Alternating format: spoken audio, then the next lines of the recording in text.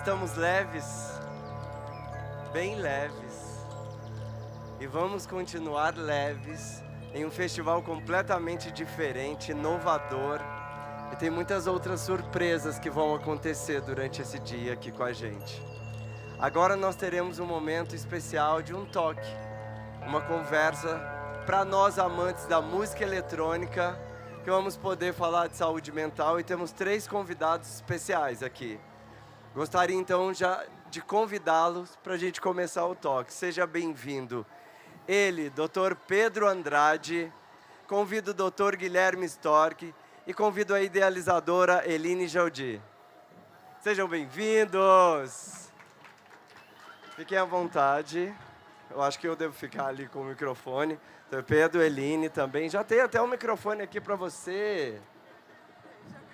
Ali, ó. Já tem, ó. Aqui. Primeiramente, eu acho que a gente quer conhecer você. Deixa todo mundo saber. Cada um apresentar aqui, ó. Temos o Dr. Pedro de lá, Dr. Guilherme de cá, Eline de cá. Eu, Thiago, vocês já conheceram.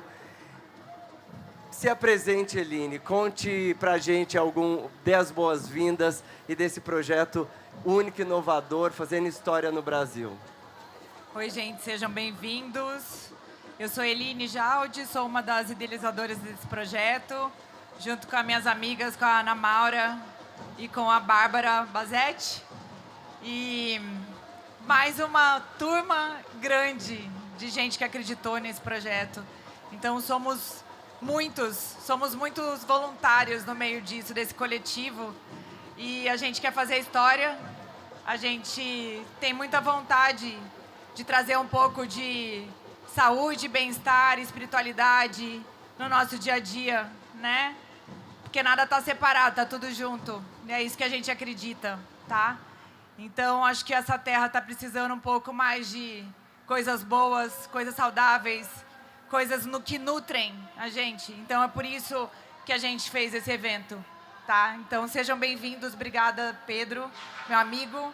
Obrigada, Guilherme. Obrigada a você, Thiago. Obrigada, Monique. Obrigada a todo mundo, nossa equipe inteira que está aí. Então, eu tô aqui, sentei nessa cadeira, tô aqui junto com vocês, tá? Obrigada, Rauan, vírgula, meninas, Manu, Rafa, Sanfim, Gus, todos vocês. Vocês são demais, cara. Tipo, se não fossem todos vocês aí acreditar na gente. Inúmeros nomes que eu posso pegar e falar aqui, Dudu, etc. Mas não vou prolongar. Obrigada, gente. Espero que vocês gostem. Então, Guilherme, por favor, se apresente pra gente. Boa tarde, pessoal. É bem legal estar aqui com vocês, especialmente pra gente falar sobre saúde e bem-estar, coisa que eu e Pedro vivemos todo dia, tentando explicar e ensinar para as pessoas como viver melhor. Eu sou médico e trabalho com medicina preventiva. Isso significa que a nossa ideia é sempre gerar hábitos mais saudáveis, construir uma consciência para que aquela pessoa seja responsável por cuidar da saúde dela, ao invés de ficar usando remédio e para sempre. Dr. Pedro. Obrigado, Eli, pelo convite. Meu nome é Pedro, eu sou médico. A gente trabalha junto com o Guilherme numa clínica, né, que representa um movimento, né, no Brasil de medicina preventiva. E hoje a gente vai dividir com vocês um pouco, não só de ciência, mas também de consciência na medicina, né? Porque eu acho que a verdadeira medicina é isso. É quando a gente consegue integrar todas as saúdes. E hoje a gente vai dividir um pouco dessa filosofia de medicina, que é a medicina preventiva. Eu quero começar já fazendo uma pergunta, vou direto em vocês dois, porque é um tema muito bom aqui pra gente. Quais são os maiores desafios que impactam a nossa saúde mental hoje e como nós podemos encontrar equilíbrio no meio dessa agitação urbana? Como que a gente encontra equilíbrio e também no meio das festas intensas que a gente vive na nossa vida? Todas as vezes que eu recebo um paciente, eu chego para ele e pergunto: como é que faz para manter a saúde mental em São Paulo? A maioria fala assim: doutor, por isso que eu tô aqui. A gente está tentando. Alguns falam assim: tem que fazer muita atividade física. Outros falam que tem que morar perto do trabalho. Mas a verdade é a seguinte, a gente precisa entender saúde de uma forma diferente. Para cuidar da saúde mental, o teu corpo tem que estar legal. O teu convívio comunitário tem que estar legal. E você precisa ter sua conexão espiritual bem estabelecida. Quando esses quatro pilares da nossa vida estão estabelecidos e desenvolvidos, integrados, aí que aquele ser humano tem saúde. Eu costumo dizer que no consultório eu tenho 2 pacientes que eles têm a mesma doença, câncer de pulmão. Mas um deles está vivendo a vida como se nada tivesse acontecido e o outro está adoecido na cama. O processo de adoecimento dos dois foi bem diferente, porque um estava com os pilares integrados e o outro não estava com os pilares integrados. Conexão, corpo, mente, comunidade, espiritualidade é um bom primeiro caminho. Eu acho que São Paulo...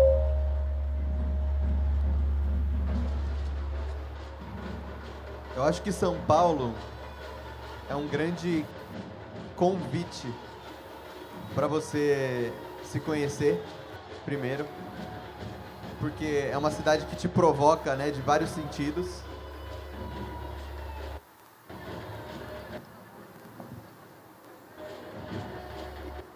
E segundo, a gente vem de uma cultura, né, na qual a saúde, né, é deixada sempre na mão de segundos e terceiros, né? Então, a gente sempre faz essa pergunta, né, Gui? Caramba, você tem plano de saúde, né?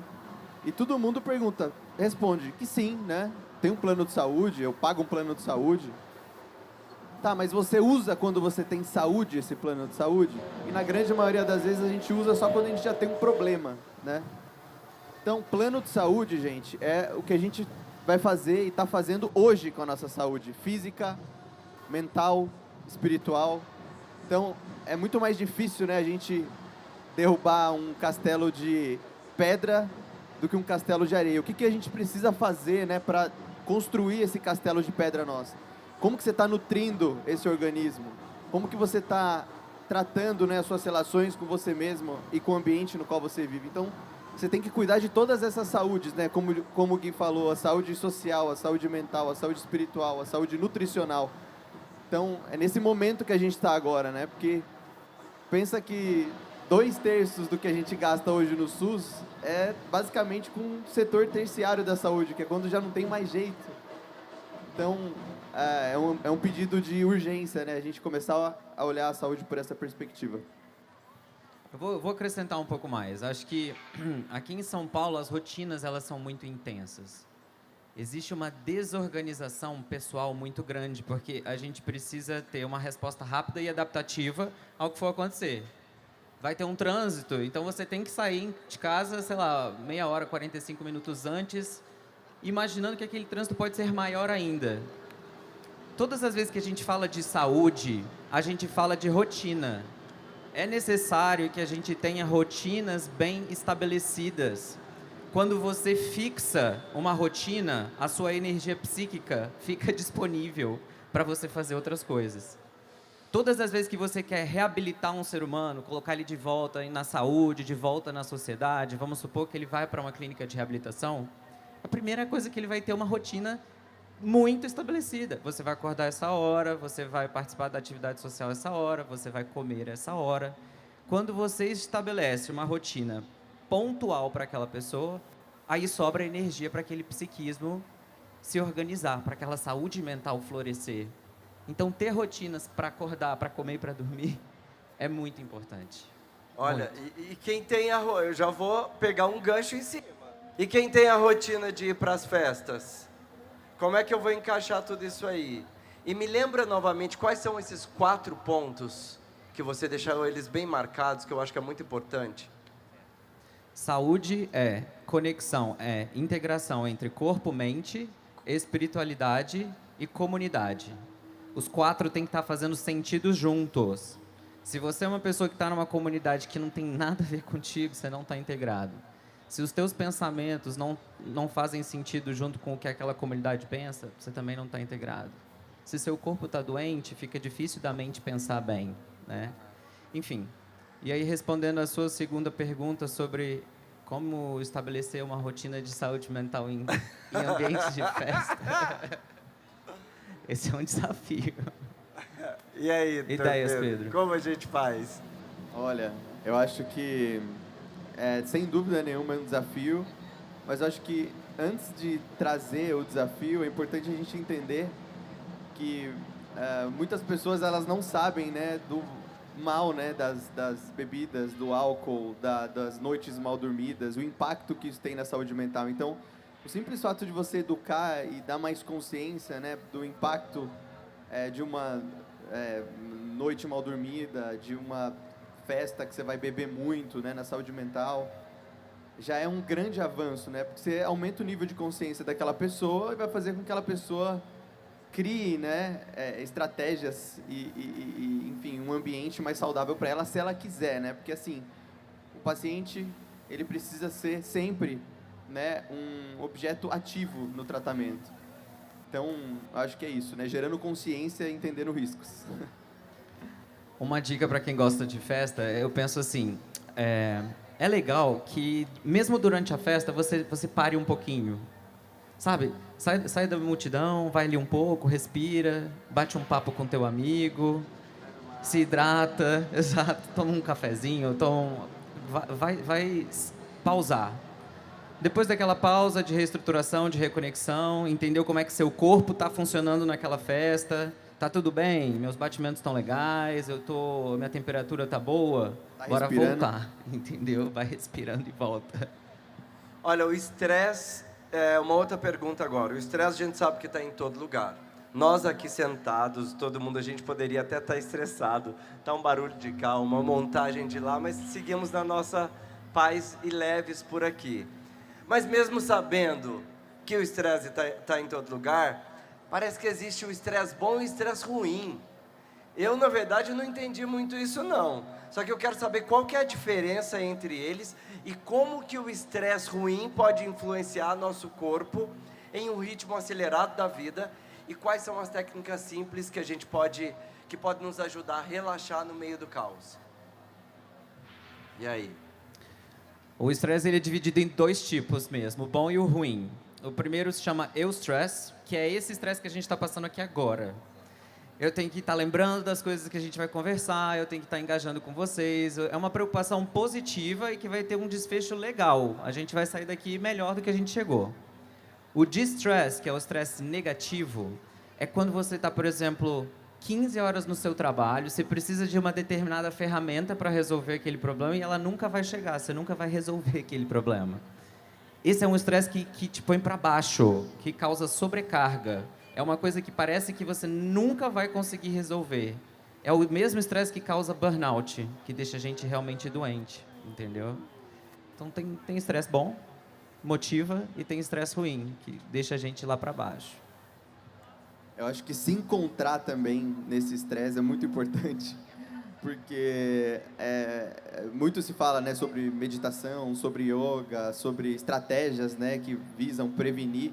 Mas se você não tira o fator agressor desse estresse, né, é muito difícil você vai conseguir tratar, né, com essas estratégias. Então, os fatores agressores são, normalmente,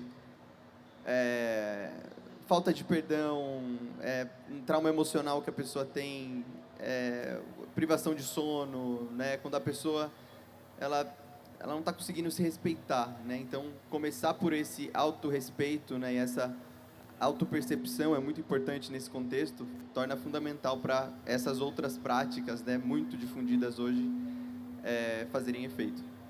Olha, o Dr. Pedro falou numa coisa, Eline, que eu quero te perguntar. Ele falou que a gente tem que se encontrar no eustresse e distresse. No eustresse e distresse, Eline, como que você tá? Como que tá o seu eu e o seu estresse? Eu tô aqui, né? Tipo, a gente programou esse evento. E é muito doido, né? As coisas, como é que são. E você ter que lidar com as distrações, né? Tipo assim, colocar a concentração aqui. Eu, como produtora, tô sentada aqui olhando, tipo, meu Deus do céu, aquele carpete ali tá fora do lugar. Tá um puta de um som ali do outro lado, me atrapalhando. E assim, não é só isso, né? Tipo, eu tô tento me concentrar aqui. Volta aqui onde você tá. Mas isso é a vida, né? Isso é a vida nossa no dia a dia, porque são tantas distrações, hoje em dia, tantos estímulos que a gente tem, né? É o tempo inteiro a gente sendo convidada a fazer coisas, a sair do nosso propósito, a sair da nossa rotina, a sair da nossa vida. E como é que a gente pega e consegue firmar no que a gente quer? É difícil. Eu acho que eu sempre falo que é a coisa de você procurar esse eu, aonde que eu acho esse lugar gostoso dentro de mim, aonde que eu fico bem, se é no meu rezo, se é no meu esporte, se é na minha balada, se é na minha dança, se é na minha música que eu faço, aonde que tá. É isso que a gente tem que buscar sempre, né? Porque as distrações, elas são enormes, elas são convidativas o tempo inteiro. E aí, às vezes, a gente morde a isca e sai, né? E sai do nosso propósito. Mas é isso. E assim, só complementando. Às vezes a gente acha que a gente não tá estressado. Tipo assim, foi no médico, ele falou que eu tô estressado, mas eu não tô estressado, entendeu? Aí a pessoa não tá nem sabendo que ela tá passando uma vida mega estressada. E já existem formas de você mensurar esse estresse de fato, tá? Então a gente trabalha com pessoas às vezes muito ocupadas e a gente coloca um dispositivo para medir estresse nela. Aí ela volta no consultório depois, a gente falou, no dia tal, segunda-feira, você teve reunião? Ah, tive, aquela reunião difícil. Eu falei assim, você passou 7 horas do seu dia estressada na segunda-feira, entendeu? O que aconteceu? Putz, eu tomei 10 cafés aquele dia, eu não dormi porque eu estava preocupado com aquela reunião, o meu chefe me esculachou. E aí a pessoa, assim, achando que foi um dia normal, mas ela passou 10 horas do dia estressada, entendeu? Frequência cardíaca lá em cima, a temperatura dela alterando, a quantidade de oxigênio flutuando no sangue dela alterada. Então, são essas nuances que conseguem dizer pra gente se aquela pessoa tá muito estressada ou não, sem ela conseguir falar pra mim, entendeu? Então, quer dizer que quando a gente está estressado, não é a questão só do nosso sentir. Vai muito além nas suas observações como médico pra gente, como está o nosso estado. É isso? Vai além. Às vezes a pessoa não está conectada com o que o corpo dela está falando para ela. O coração tá taquicárdico, o intestino não está funcionando, a pressão dela tá toda alterada. Uma hora ela tá com a pressão lá em cima, outra hora tá lá embaixo. Ela tem um cansaço que nada justifica. Todos esses são sinais que o nosso corpo manda de que ele está desregulado. Esses são sinais de estresse que a gente pode prestar atenção no nível sutil ali no dia a dia. O que a gente faz? Toma um remédio. Deixa eu tomar um remedinho aqui que eu tô com azia. O problema, né, Gui, é que o comum, ele virou normal, né? Então, é comum você ter uma dermatite, é comum você ter uma dor de cabeça, é comum você ter um sono ruim, é comum você estar um pouco cansado, é comum você estar com um humor um pouco pior, né? E esses são todos sinais de estresse, de que você está somatizando de algum jeito essas emoções e isso está influenciando negativamente na sua saúde, né? Nesse contexto, como o Gui falou, muitas vezes é difícil você perceber, né? Por isso que o médico que trabalha com estilo de vida, com medicina preventiva, ele é uma ferramenta que vai poder ajudar o paciente, mas é importante a gente também entregar ferramentas para o paciente, né? E acho que a maior ferramenta que você pode entregar para o paciente chama-se atenção. Não só você dá atenção para ele, de ouvi-lo e entendê-lo, mas também fazer ele entender que tudo que ele dá atenção se desenvolve. Então, se ele está colocando muita atenção nos estresses, nas coisas estressantes, nos fatores estressantes, nas coisas que ele não consegue soltar, naturalmente aquilo vai virando um Godzilla gigante que vai acabar engolindo ele. Em contrapartida, ele consegue soltar, a ser mais leve com ele e colocar atenção em coisas que vão fazer ele ter mais saúde mental, isso vai evoluindo e, naturalmente, os estresses e os fatores estressantes vão morrendo por inanição, né? Então, acho que esse é um ponto importante para colocar. Para onde eu olho é o foco que eu quero ter para minha vida. Se eu olho para o estresse, eu vou colher estresse. Se eu olho para o problema, vai ter problema. Se eu olho para a solução, vou buscar a solução. Certo? Na terapia tem que falar de solução, não só de problema. Vamos para a terapia da solução. Só que eu vou jogar uma pimentinha ainda aí no estresse. Nós estamos vivendo aqui hoje uma experiência muito diferente do mundo da música eletrônica. E como estamos nesse momento de entender o caos de São Paulo, tudo isso, estamos falando do estresse, existe um fator aí que eu queria colocar nesse jogo, o sono, para a gente falar dele. Que ele é uma chave para o nosso bem-estar, a gente sabe, ok.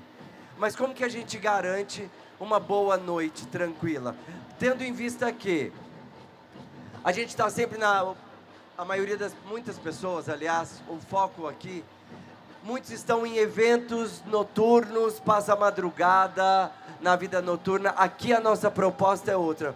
Mas como que faz para uma pessoa que vive esses eventos noturnos ter uma noite tranquila de sono? O que a falta de sono pode nos dizer a mais aí sobre a nossa saúde? Existe 3 regras para quem quer melhorar o sono, né? Não pode nunca esquecer, né? Então pensa que, na verdade, o que importa de fato não é o sono só é uma consequência, é a cereja do bolo, né? Hoje existem medicinas, né, e estudos acontecendo no mundo inteiro sobre o ritmo biológico. Então, uma boa noite de sono é apenas a consequência de um ritmo circadiano muito bem regulado.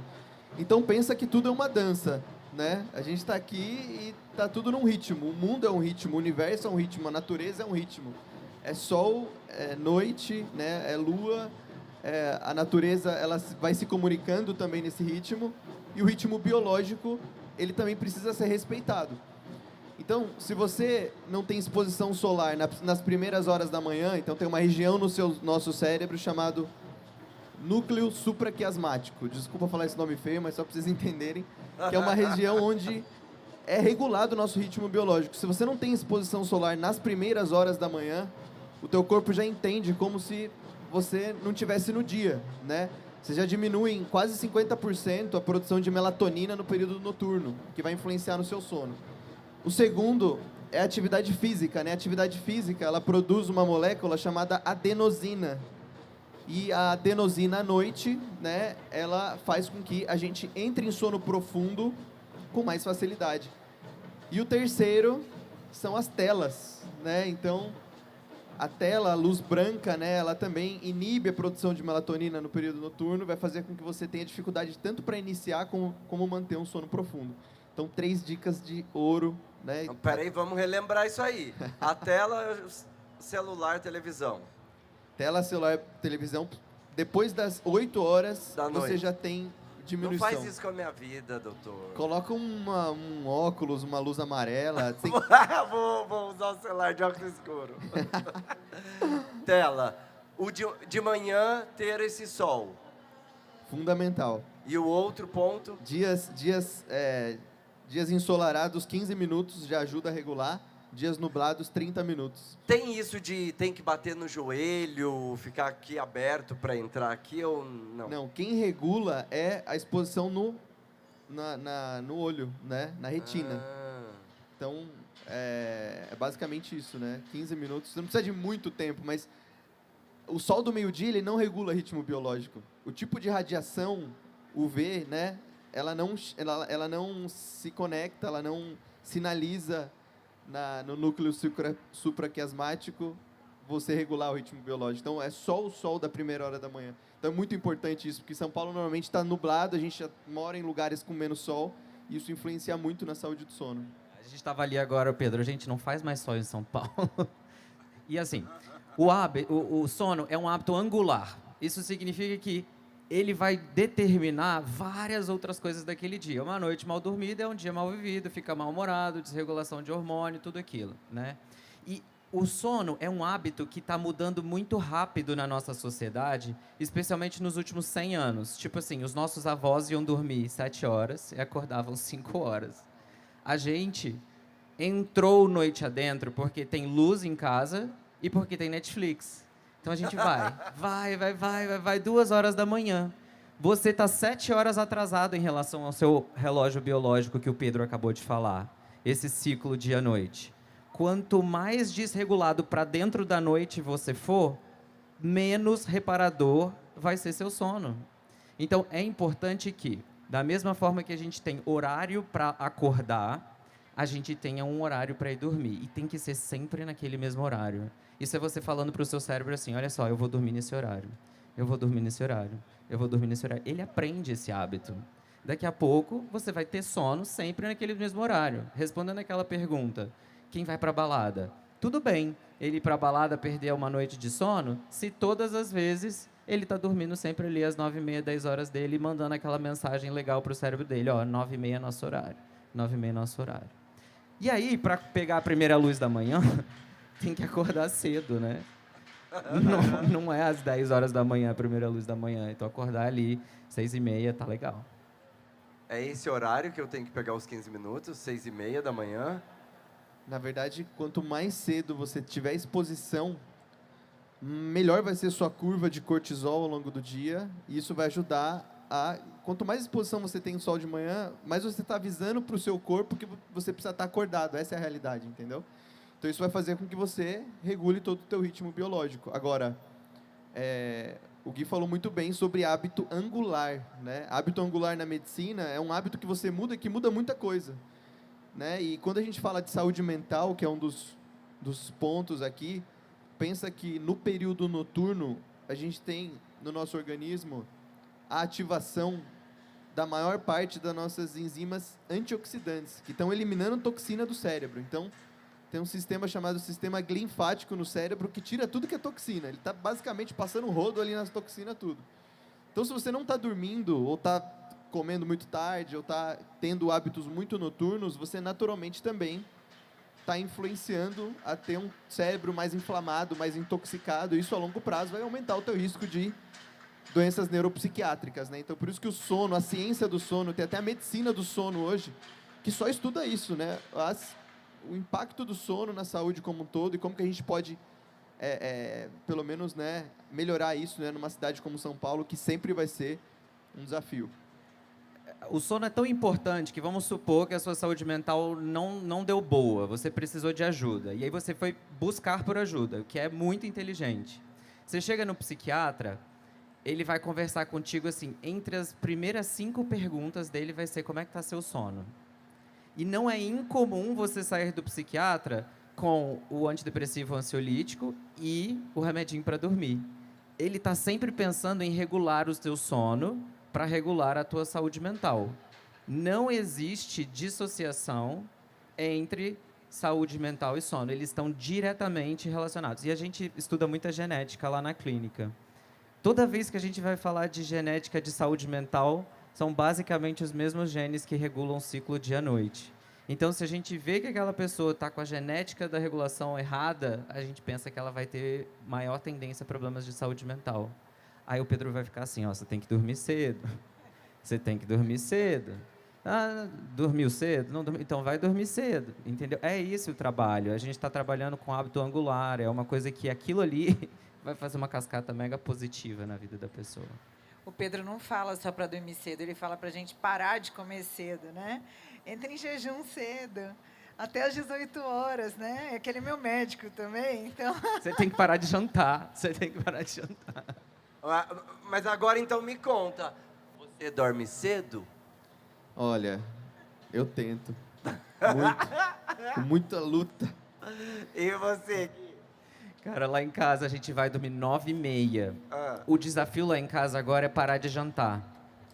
2 vezes na semana a gente consegue, mas 5 a gente ainda não consegue, entendeu? E aí, Eline? E você? Vai fugir, não? Eu durmo cedo. É. 8h40 eu já tô deitada, já tô na cama. E aí, tipo, eu já tô morrendo, 9h30 eu já quero dormir, aí eu acordo de madrugada, 3h30, 4 horas da manhã, aí vou treinar, vou fazer yoga, vou... Frenética, e quando eu vou pras festas, óbvio que eu durmo antes, pra eu conseguir acordar aí, né? Acho que esse é uma boa saída, né? E dormir ali. Vai numa festa à noite, vai dormir com as galinhas, acorda meia-noite e vai pra festa.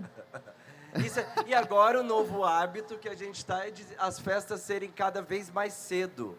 Adoro. Então, que é o nosso caso aqui. E tem sido uma proposta, até acho que uma tendência mundial, de os festivais, as festas estarem acontecendo, começa meio-dia às vezes, Mesmo um festival que é o dia inteiro, às vezes o próprio Tomorrowland, meio-dia, 1h da manhã.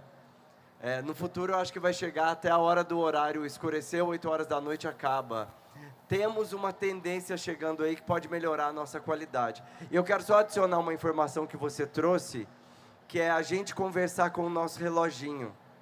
Olha, seu horário é tal hora, você conversar com você e dar alguns comandos. Isso eu acho que, não sei se para a medicina isso funciona, é efetivo.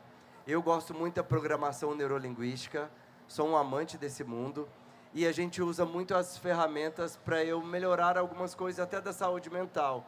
Me sinto mais tranquilo, é hora de, vou deixar de jantar, eu não consigo. Não, penso com a barriga às vezes. Mas isso funciona? Encaixa? Agora, então, indo para essas festas que estão mudando os horários. Agora a gente está numa proposta não só de mudança de horário para a gente ter um hábito mais saudável. E sim também não ter o álcool também na festa, porque o álcool não... Eu acho que eu não vou colocar nem só o álcool, porque aí vai entrar açúcar, sal, um monte de coisa aí no meio disso. O que a gente pode fazer para buscar coisas mais saudáveis, genuínas, para a gente se conectar socialmente? Porque muitas vezes o foco de ir tomar uma cerveja é para ir se conectar, fazer amizade, chegar na festa. Tem que chegar, você chega, primeira coisa que você faz, onde que está o bar? Eu vou lá pegar um drink de álcool. E agora a gente está num mundo pensando diferente. Qual que é o conselho que vocês dão para a nossa vida, para a gente botar isso em prática? Comer cogumelo, brincadeira. Então, eu acho que... Muito bom. Eu acho que o álcool ele tem um lance cultural, né, muito interessante, mas que, de fato, né, ele acaba sendo um pivô, né, de inúmeros problemas e de riscos também.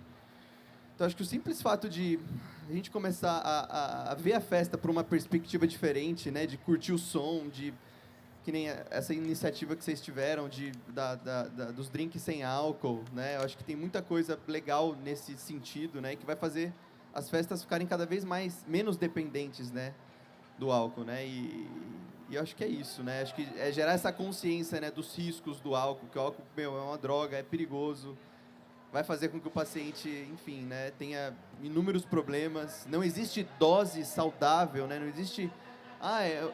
é saudável você tomar uma taça de vinho todo dia. Não é saudável, não existe um estudo que mostre, né? As culturas que utilizam, né, essa narrativa, né, elas têm muitas outras coisas que fazem elas serem saudáveis, né? O álcool, na verdade, não vai ter nenhum benefício extra. Então, eu acho que é isso, né? Gerar essa consciência. Para quem ainda tem dúvida se álcool é saudável ou não, né? O álcool ele é uma neurotoxina. A gente começa a beber, a gente fica alterado e daqui a pouco tá fazendo bobeira, né? Então, o ideal é consumo mínimo mesmo, né? E aí, se não existe um universo onde a pessoa não beba, é melhor que ela vá sempre reduzindo aquele consumo até que ela vá se encontrando numa vida sem álcool, entendeu? Você não bebe, né? Tem quantos anos você não bebe? Eu não bebo. Tem 10 anos que eu comecei minha trajetória para parar de beber. E aí tive algumas recaídas bem feias, assim, ao longo desses 5 anos, assim, todas as vezes que eu tentei beber. Eu tinha umas ressacas muito grandes e aí muitas amnésias, não lembrava, chegou uma hora que o álcool ele não fazia mais parte da minha vida. Eu não conseguia mais. E aí, agora deve ter, acho que uns 5 anos que eu não coloco uma gota de álcool na boca, assim. Eu te falei sem saber, porque eu nunca te vi bêbada. Então eu sabia que o que eu tava falando era algo certo. Mas quem viu... Não se esquece. Não se esquece. Eu sou mais consciente. Não me faz bem. Tanto o álcool quanto a carne vermelha. Eu me sinto bem, que aí já é um outro assunto. Deixa eu fazer um comentário sobre álcool e sono. Sim, super. A gente tem a impressão de que chegar em casa à noite e tomar aquela cervejinha pra dormir relaxa e faz a gente dormir melhor. Lê do engano, tá bom? Sério? O álcool aumenta muito a nossa frequência cardíaca de repouso, o coração fica agitado durante a noite. Aí o coração que era pra descansar também durante a noite, não descansa. Aí a pessoa não atinge sono profundo e acorda pior no outro dia. Sem falar que naquela noite que ela bebe álcool, o parceiro fala assim, cara, você roncou a noite inteira. Significa que ele não estava nem oxigenando bem durante a noite. Melhor horário para consumir álcool, meio-dia. Quanto mais cedo, melhor. Aí liberou ali. Então, pera aí, porque agora você deu um bug na minha mente. Existe muita cultura do tomar um vinho antes de dormir. Vai por esse mesmo caminho? Isso daí é o paradoxo francês, né? Eles É. acham que tomar um vinho antes de dormir ajuda eles. Aham. Mas a ciência não comprova isso, não. Nossa. O vinho à noite, o álcool à noite, ele diminui o tempo do sono REM, que é o sono reparador. Então isso vai fazer o paciente basicamente ficar mais cansado no dia seguinte. Às vezes ele não vai reparar numa noite de álcool, né? Mas fazendo isso com frequência, é natural que ele, né, se sinta, enfim, mais cansado, mais fadiga. Isso piora o humor dele, vai fazer com que ele tenha piores escolhas. Então é um efeito cascata aí. A gente falou de vários pontos: humor, sono, estresse. Quais são os sinais sutis que a gente deve ficar atento para detectar problemas de saúde mental e física, né? Antes que esses problemas se tornem críticos. E aí? Começando, eu acho, pela saúde mental, a gente tem que observar a qualidade dos nossos pensamentos. Se aqueles pensamentos só falam porcaria pra você, só te põem pra baixo, só te cobram, só falam que você é pouco, que você é insuficiente, esses são sinais de que a sua saúde mental tá precisando de ajuda. Você tá precisando... E é inteligente buscar ajuda, tá? É muito inteligente. As mulheres têm uma facilidade muito maior de buscar ajuda do que os homens. Os homens ficam ignorando um pouco aquela necessidade ali. Presta atenção na qualidade dos seus pensamentos. E uma boa forma de fazer isso é escrevendo. Começa a fazer diário dos seus pensamentos. Aí daquilo dá uma desestressada mega boa e você começa a observar o que você está colocando no papel. Se só tem coisa ruim, pode ser que você precise de ajuda. Existem alguns sinais muito importantes no paciente que está no início de uma depressão, por exemplo, que são muito pouco falados, né? Um deles é o jeito que o paciente está se vestindo, né? A vestimenta do paciente, ele diz muito sobre ele, né? O tipo de motivação que ele está, né? Principalmente de manhã, quando ele acorda, o tipo de pensamento que ele tem nesse momento. Então, muitas coisas, né?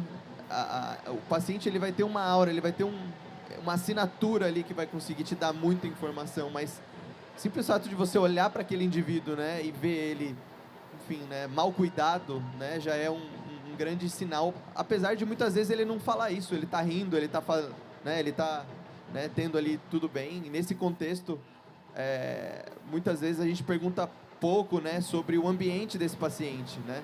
Então, um paciente que tem uma casa muito desarrumada, um paciente que tem um quarto muito desarrumado, um paciente que não está se importando muito com o que ele está comendo, né? São sinais sutis ali que vão fazer, né, invariavelmente, né, com que esse paciente tenha uma piora, né, da saúde mental. Isso se ele já não tiver, né, de fato, né, com um diagnóstico de depressão e outros transtornos. Outros sinais sutis, tá?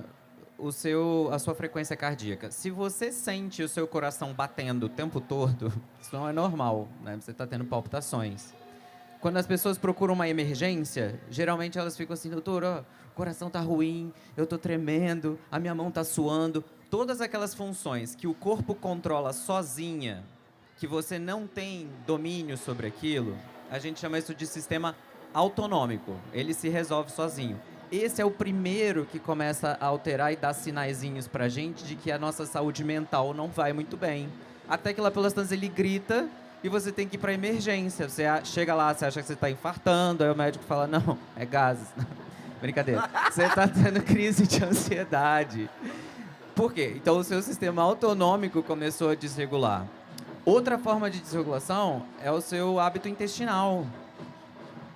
A gente está vivendo uma pandemia de síndrome de intestino irritável, doença inflamatória intestinal. Um intestino que você não sabe quando ele vai funcionar é um sinal de que a sua saúde física está desregulada e já a saúde mental vai desregular também. A gente tem uma expressão para isso, né? A pessoa que não está bem porque não fez cocô, a gente chama ela de enfesada. Tá brigando com todo mundo, tá chutando tudo para cima. Intestino conectado com nossa mente o tempo todo. Essa palavra é surreal, né? Enfesado. Só depois que eu descobri o significado disso, porque quando criança você não sabe. Você fala sem saber. Aí depois que você entende o significado ali, faz sentido. Você falou uma coisa de botar para o papel como estão os nossos pensamentos. Eu vivo o mundo de forma positiva e eu mostro isso na internet. Essa é a minha vida, meu trabalho no palco, onde eu tô. E para mim essa questão da qualidade de pensamento representa muito. Eu já tive depressão, já tive ataque de pânico e eu achava que eu ia morrer e achava que tudo ia acontecer. Só que era a qualidade dos meus pensamentos que não estavam boas. Junto a muitas outras coisas, dentre elas a alimentação. Para eu entrar nesse assunto de alimentação, eu quero saber como que a gente pode usar a alimentação para a gente nutrir não só o corpo, mas também conseguir nutrir a nossa mente. Será que existe alguns alimentos certos que podem elevar a nossa vibração? Tem alguma coisa disso que a gente pode pensar sobre? Vocês dois, Pedro. Quando a gente fala de alimentação e saúde mental, muitas pessoas falam, caramba, eu preciso comer saudável, né? Eu preciso comer mais frutas, vegetais, etc. Mas tem um ponto muito mais importante antes, que é tirar o que você tem de ruim na dieta. Então, muitas vezes, não adianta você colocar, né, alimentos que são muito saudáveis se você não tirou aqueles vícios muito ruins seus. Se você toma muito café, por exemplo, aquilo pode ser muito ruim. Se você come muito açúcar, não adianta você comer muita salada no almoço, que isso dificilmente vai se compensar. Então, acho que esse é o ponto, né? Dito isso, a base da alimentação, acho que ela precisa ter, além de ser saudável, né, gente? Ela precisa ter respeito, né? Então, acho que a gente está cada vez mais conectado com pequenos produtores, cada vez mais conectado com um tipo de, enfim, né, de produtos, né, que envolvem toda uma cadeia de respeito. Acho que isso é o principal, porque você não está só nutrindo de nutrientes, vitaminas, minerais, tudo aquilo que a gente precisa para um cérebro funcionar direito. Você também está nutrindo com toda uma informação energética que está vindo desde quando aquele momento, daquele alimento foi criado, né? Então, às vezes, vale a pena, né, pagar mais caro, entre aspas, num alimento que seja mais bem preparado e cultivado. Isso também é um sinal de autorrespeito do que simplesmente ir comendo, né? E comendo só por comer um alimento que é saudável, um alimento em qualquer lugar, enfim. Acho que isso é muito importante. Outra coisa muito importante sobre alimentação é assim, ó. A gente não para mais para comer. A gente não presta mais atenção no alimento. O ato da digestão, ele é parasimpático. Isso significa que você precisa estar relaxado para conseguir digerir. Se você não estiver relaxado, você pode colocar o alimento mais top de São Paulo, do Brasil, do mundo, ultra orgânico, nunca viu nem a cor de alguma coisa ruim. Não vai fazer bem para você. Porque se você não relaxar, o seu estômago não vai produzir o ácido que precisa para digerir, seu pâncreas não vai liberar as enzimas que precisam para digerir. Aquele alimento perfeito, lindo, maravilhoso vai chegar no seu intestino e vai fermentar do mesmo jeito. Vai sobrar coisa mal digerida, vai sobrar coisa não absorvida e você vai ter as inflamações do intestino dali para frente. Ou seja, agora lá na clínica a gente está numa vibe de prescrever respiração para as pessoas antes do almoço. Para, relaxa. Respira, ativa seu sistema digestivo e aí você começa a comer. No passado, a gente comia assim, ó, 10 horas da manhã, sentia o cheiro do alho da cozinha. Era sua mãe preparando o arroz. Agora é assim, ó, você senta na mesa e tira a tampa da negócio, entendeu? Não tem mais digestão cerebral acontecendo antes. É um negócio imediato. Seu sistema não estava preparado para aquilo. Pega o pacote que chegou. É isso. A gente precisa parar para comer, relaxar para comer, aí comer comida de verdade, tirar as coisas ruins. O comer, ele precisa voltar a ser um evento, na verdade, né? Porque você está nutrindo, é um dos períodos mais importantes do dia. É mais importante que seu trabalho, porque se você não comer direito e muito bem e não tá nutrindo com aquilo, você não vai conseguir desenvolver um bom papel no que você tiver proposto a fazer. Então, realmente, parar para comer, ter aquele momento, né, para conseguir digerir bem o alimento é fundamental. E lembrando, né, que as pessoas, geralmente elas comem numa ordem que não é tão correta, né? Porque pensa que a gente tem 2 milhões de anos de evolução, né, de hominídeo, caçador-coletor, e durante todo esse tempo você não fazia um pratinho com salada, com arroz, com bife, comia aquilo ali, né? Não, você ia literalmente caçando e coletando e consumindo esses alimentos. Então, você começa comendo o quê quando você está ali com um prato de salada, de arroz, enfim, tudo aquilo que você come? Pega a batata. Pega a batatinha na frente. Só vai começar com a batata, mas depois eu vou pra salada. Mas devia começar na salada, é isso? E você, Eli?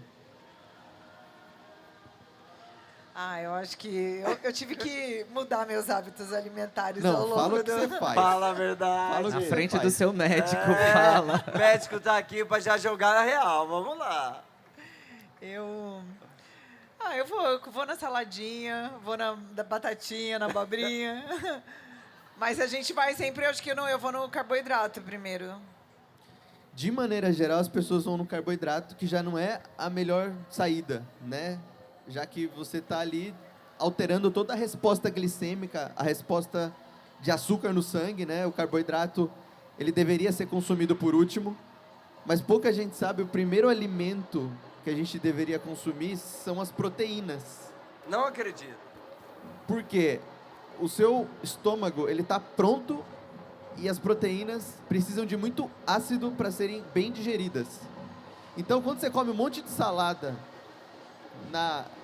no início da refeição, você já diminui a produção de ácidos, você já diminui a capacidade digestiva desse estômago e que vai fazer, eventualmente, você ter mais distensão abdominal e outros problemas. Então, o correto é você começar com as proteínas, depois as saladas, vegetais e, por último, os carboidratos, que isso vai deixar a absorção desse carboidrato mais lenta, vai melhorar a tua perda de peso, teu risco de desenvolver um diabetes. Então, a ordem dos alimentos também é uma medicina, né? A que gente pode sobremesa, utilizar. que hora que entra aí? Ué, você pode comer um pouco depois, por último, né? Tá. Você vai estar diminuindo a resposta glicêmica. Se comer pouco, não tem problema. Olha, então a gente teve aqui uma coisa, tô adorando aprender. Primeira coisa, relaxar, para eu me alimentar.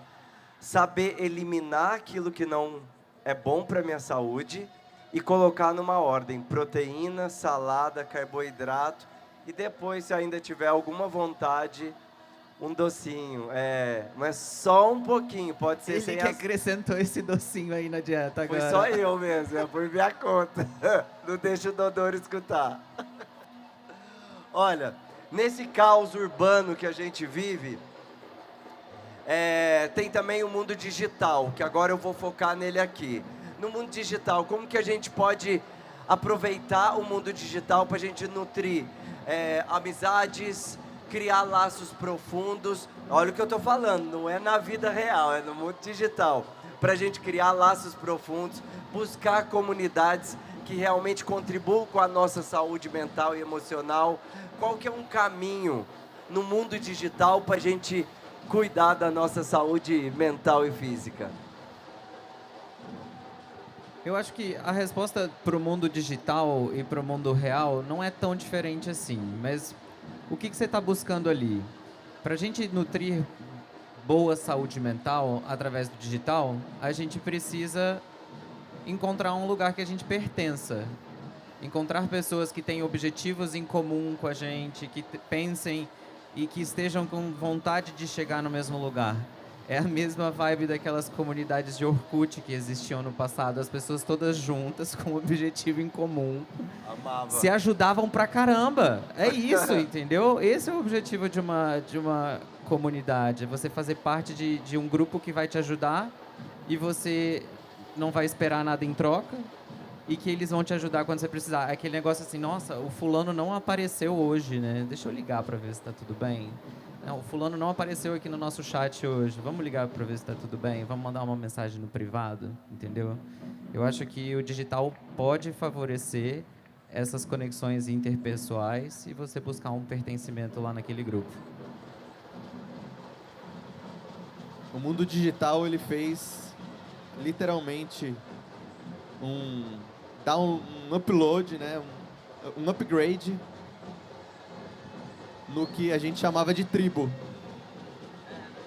Né? Porque hoje em dia a gente consegue criar a nossa tribo de uma maneira muito personalizada, graças ao mundo digital.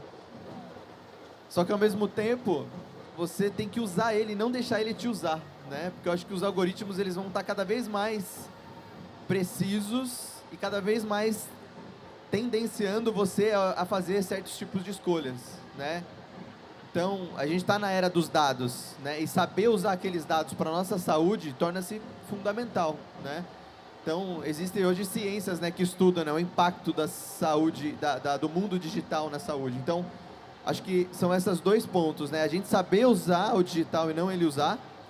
E segundo, saber separar o digital do real. O digital, ele nunca vai ser real, né?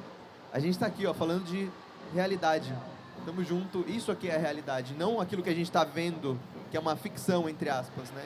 Então, saber usar isso é muito importante. Mas como que eu encaixo isso? Porque a gente tem um algoritmo apurado. Ele quer te oferecer aquele conteúdo que ele tem certeza que você vai gostar, você vai amar, todo mundo vai amar o seu feed. E você vai ficar ali 1h, 2 com a tela branca. Ou pode ser 8 horas da manhã, ele tem muita coisa para te entregar. Aí a gente entra num outro assunto. Para eu ter consciência desse que o algoritmo está me oferecendo isso, eu tenho que ter um autoconhecimento sobre mim. Para eu saber, eu sei que o algoritmo quer me oferecer isso. Mas o que eu posso fazer para eu mudar meu comportamento? Que tipo de hábito eu posso ter no mundo digital para eu não cair nessa armadilha do algoritmo? Eu acho que o próprio algoritmo, ele já é uma ferramenta de autoconhecimento, né? Que se você colocar lá no seu pesquisar, o que tem na tua cabeça, é o que tem lá. Se tá lá no pesquisar, e sei lá, só tem besteira, é aquilo que você tá, né?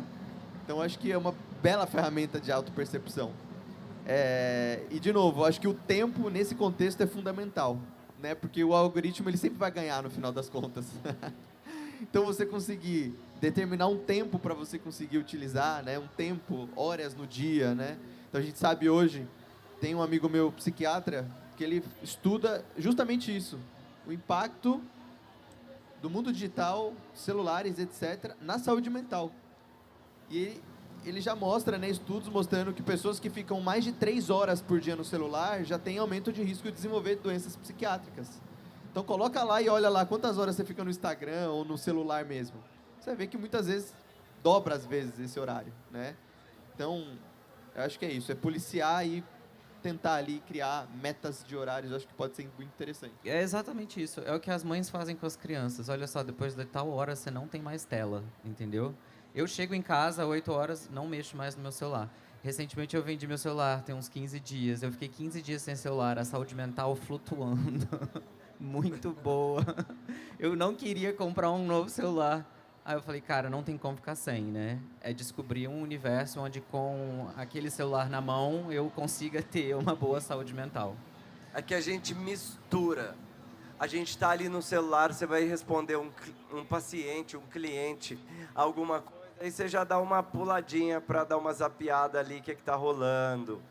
E aí agora teve o Dr. Pedro entregou uma coisa que todo mundo agora está consciente. Abra o seu feed do Instagram, olha lá, aquilo ali é o seu autoconhecimento. Ele reflete como sua cabeça tá. Então, o que vocês enxergarem do feed do Instagram de vocês vocês têm a oportunidade de modificar e buscar hábitos mais saudáveis que a gente está tendo aqui. Aproveitar agora, infelizmente a gente está chegando na reta final. Quero considerações, mais conselhos. Tá muito bom esse papo, vocês são muito bons de conversa. Né? Não é verdade? Tem alguém que gritou junto. Doutor Pedro, fala pra gente mais, que deixa a gente aproveitar um pouco mais dessa inteligência sua aí, pra gente melhorar a saúde mental e física. Bom, eu acho que essas novas terapias, né? Então, acho que é importante a gente também gerar consciência sobre, no contexto de saúde mental, né? Sobre o uso de psicodélicos. Está acontecendo um movimento no mundo inteiro, né? Sobre esse tema. Então, e acho que a sociedade ela pede isso, né? Esse socorro, entre aspas. Então, acho que é uma grande ferramenta que deve ser estudada, compreendida, com o menos preconceito possível, né? Eu tive realmente muitos pacientes, muitas pessoas que mudaram a percepção, né, da vida delas, e muito graças ao uso de algumas substâncias. Então, acho que nos próximos anos, né, a depressão ela vai ser uma das doenças mais incapacitantes do planeta, né? Então, por isso que eu estou levantando essa bola aqui. E o que a gente tem hoje de arsenal terapêutico, a base do arsenal terapêutico, infelizmente, é a farmacoterapia, né? E a gente poder desvendar outras ferramentas, né, de cura e de desenvolvimento, né, vão ser fundamentais para a gente ter mais saúde mental, porque no final das contas é isso, né? Acho que a saúde, ela gira em torno da saúde mental. Então, quanto mais saúde mental você tem, quanto mais percepção apurada você tem das coisas, acho que mais a gente consegue ter uma vida mais, viver mais e melhor, né? Acho que não é só viver mais, né? Viver melhor, viver com qualidade. Isso não é o futuro, isso já é o presente, na realidade. A gente, médico, não pode prescrever ainda cogumelo dentro do consultório, né? Mas isso a gente já está vendo. Eu quero que vocês vão ao Netflix e assistam um documentário que se chama Como Mudar a Sua Mente. Como mudar a Ele sua é incrível, esse documentário. Vai falar da história dos psicodélicos no mundo, o que aconteceu, que foi filtrado o uso de psicodélicos lá em 1970, e agora como eles estão ressurgindo para o tratamento de doenças neuropsiquiátricas gravíssimas, com excelente resultado. Não existe interesse da indústria farmacêutica que isso vá para frente, porque se um cogumelo resolve o seu problema, você vai deixar de tomar o alprazolam, o Rivotril, o Lexapro, o Lexotan. A drogaria vai deixar de ganhar dinheiro. Vai fechar algumas unidades. E é um mundo gigantesco e não é uma planta natural. Então, é nesse caminho. E você vê um progresso, vocês já percebem nesses anos esse avanço de tudo isso? Sim. Igual o cannabis já é uma realidade nos tratamentos médicos. 4 ou 5 anos, psilocibina provavelmente vai estar no meio do caminho. Isso não é medicina alternativa, tá? A gente está falando de medicina raiz aqui. Recentemente eu fui estudar medicina de sono no Canadá e a gente estava tendo aula de insônia refratária em pacientes depressivos e bipolares. Ou seja, já testaram todos os remédios e não funcionou. Aí a professora, na clínica mega tradicional, falando, olha, agora a gente tem vários ensaios clínicos com a psilocibina. Eu falei assim, gente, eu escuto de psilocibina no Brasil, eu escuto de psilocibina aqui, tem alguma coisa aí. E quando você vai ver os estudos científicos, eles são muito promissores. Só que para sair um estudo de um papel, tem que ter grana, tem que bancar aquilo. E quem tem grana é a farmacêutica, entendeu? Sim, sim. Se a gente concorda junto. Lili, as considerações finais. Eu acho que a cura está na floresta. Acho que a gente precisa, sim, cultivar nosso senso de comunidade, de amizade, né? Porque não tem, acho que, nenhum lugar no mundo, acho que, onde a gente pode ter relações muito sólidas, firmes, né? E de entregas, de trocas justas, eu acho, que é essa comunidade aí que a gente tem que inserir, tem que nutrir. E acho que não tem remédio maior aí do que a gente alimentar o nosso espírito, né? Porque, afinal de contas, somos seres espirituais vivendo essa experiência terrena e não ao contrário. Então, estamos aqui Eu acredito que não para a terra nos servir, nós que temos que servir a terra dentro do que a gente inspira, dentro das pessoas que inspiram a gente também na nossa vida e como que a gente pode transformar isso aqui, esse mundo, pelo menos seja um pouquinho, todo dia. É isso. E aqui estamos buscando fazer a nossa parte. Estamos encerrando o primeiro toque da primeira edição do Festival Leve. Quero agradecer de coração. Obrigado, Dr. Pedro Andrade, Dr. Guilherme Storck, Eline Jaldi. Muito obrigado pela presença de vocês. E agora a gente vai ter um warm-up, é isso? Temos DJ Something aqui com a gente? É isso, e as meninas voltam agora também? Vamos, que papo bom, que papo maravilhoso. Vocês gostaram? Então façam barulho para essa dupla maravilhosa, adorei também, muito bom. E agora, comece o som.